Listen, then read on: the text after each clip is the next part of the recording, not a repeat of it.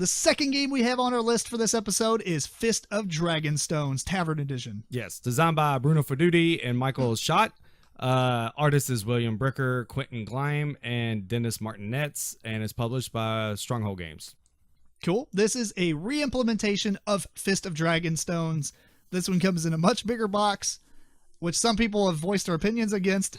But, Stronghold has a line of games like Survive and Going, Gone, yes, which are the other two games I own that's in this series.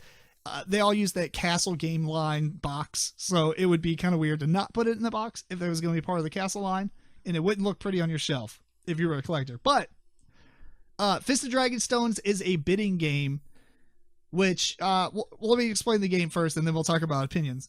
So you get all these gold coins that once you bid them, they are gone for the round, and you get them back at the end of the round. There are also temporary gold coins. Those are called, the first one's called fairy gold coins. The second is just normal gold. Once you spend that, it is removed and put back into the resource pool. And then you have what's called tiebreakers, which are silver coins, and you're going to use these only in case of ties. So the way the game's going to work is there's a huge stack of cards that you're going to randomly get 3 of those. You're going to take all the base cards, which I think there's 9. I don't remember offhand. So let's just say there's 9, and you're going to shuffle in those 3 random special cards. Everybody gets to see what they are before you start the round. You shuffle them in, and then you begin the game with the Witch. The Witch is a card that basically is counterspell. So whoever wins that card gets a counterspell black chip, and if they bid with that, it'll nullify the current card that's being bidded on, and everybody kind of wastes their gold, I think. Mm-hmm. So basically, after you do the Witch, you flip over the next card, and it's going to say something, and everybody's going to secretly choose how much gold that they want to put in their hand. It can be real gold. It can be fairy gold. Obviously, you want to use your fairy gold first because you get that back. You bid, and here's the kicker. No matter what you bid, you always lose it. Whoever bids the most wins the card. They still lose their money, obviously, like everybody else. If 2 people tied, so all 3 of us bid 3 coins on one card, then we go to tiebreaker, and you can only use silver coins. So then you bid silver. If you still tie, no one gets it. You've wasted all that stuff. Sounds incredibly... Which really sucks. Yes. So the whole idea, though, is these cards will either give you more money or do cool effects or allow you to do other things like you get to pick the cards for next round type stuff. They can add it in. But what you're really trying to do is there's these gems, the little plastic aquarium gems, like in most games. You are trying to get, there's 3 different colors. There's red, blue, and yellow. And you're trying to get sets of those because in the base set, in the base cards that are always available each round, it will come up and say like yellow dragon, you get to take a yellow stone, or blue or red dragon, etc. But then there's other guys that will allow you to trade those dragon stones in for victory points. And it's the first person to get 3 victory points will win the game. So one guy will allow you to trade in like 1 of each color to get a victory point. Another guy will allow you to trade in 4 of one color. It was like 3 or 4, right? Yeah, I think it was like 4. And then the other one's like 3 of one color, I think. Oh, man, I don't know why I can't remember this offhand. We just played this. Mm-hmm. That's bad memory, but essentially you're trading in sets of these stones. And one of them, I think the 4 of a kind will give you 2 points, and you only need 3. So the idea is you win the Witch. You try to counterspell some of those things because, people are going after them, etc., etc. It's a very simple, straightforward game. You just flip a card over, everybody bids. Flip the next card over, everybody bids.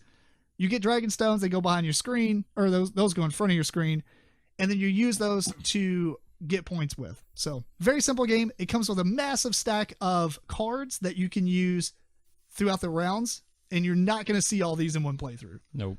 You only use 3 at a time, and the game is not that long, maybe like 45 minutes or something. Mm-hmm. You might play like 4 rounds, maybe. Yeah, it says 45 to 60 minutes, depending on the number of players, obviously. It plays up to 6, best with 4, according to Board Game Geek. So, Eric, let's start with you. What did you think of this? Well, I actually went in on this game thinking I wouldn't like it. Low expectations, just because I thought it was a little punishing to be like, I don't really like auction games where you bid and then you lose whatever you bid. But in this game, it's not bad. It did exceed my expectations, which were low in the first place, I guess, because it did mitigate it because you use your fairy goad and you always get that back every round. So it didn't hurt as much as you initially think it's gonna hurt. The artwork was just okay, not too special, but it was adequate. It's not really necessary either, I guess. No.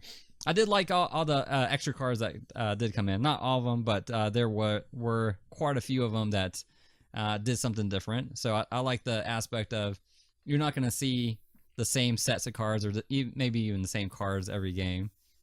Yeah, I agree. And I like the fact that you only get 3 of them. So, like, kind of like in games like Citadels where it's like, as far as whatever, I'm not going to go there. Okay. Let's just say you got 9 cards that you always know that will come out. Mm-hmm. And then you've got these 3 cards that you're going to add in at random. So the game's going to be kind of the same every round, but the order's going to be different. But there is a little bit of spice added in. It's not like every round you've got 12 new cards.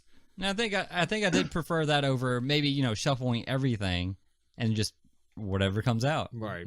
So you do know some specific cards that are always going to be in the deck, so you can do some pre-planning. So I mean, overall, I do recommend it. If you like bidding games, obviously it's going to be more up your alley. If you hate bidding games, this is basically what you're going to do every round. So if you don't like bidding games, don't pick it up. But if you like it, I would look into this game. Yeah, I think that it had an appropriate length for what you're doing over and over. Mm-hmm. Like we talked about last week, Jorvik, which I felt like overstayed its welcome for a simple mechanism. Right. And I felt like this is not overstaying its welcome or for a simple mechanism. Mm-hmm. So I liked it. I guess I said kind of why I liked it. And the other thing is I love the fact that you lose gold, but you get it back at the end of the round. And the end of a round is going through all the cards in that deck. Mm-hmm.